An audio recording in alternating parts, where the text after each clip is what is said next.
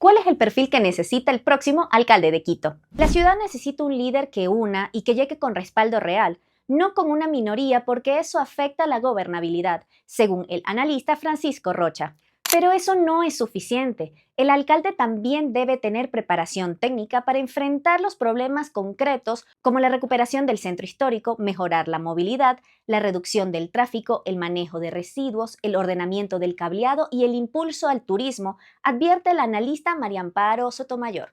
A esto se suma un punto clave.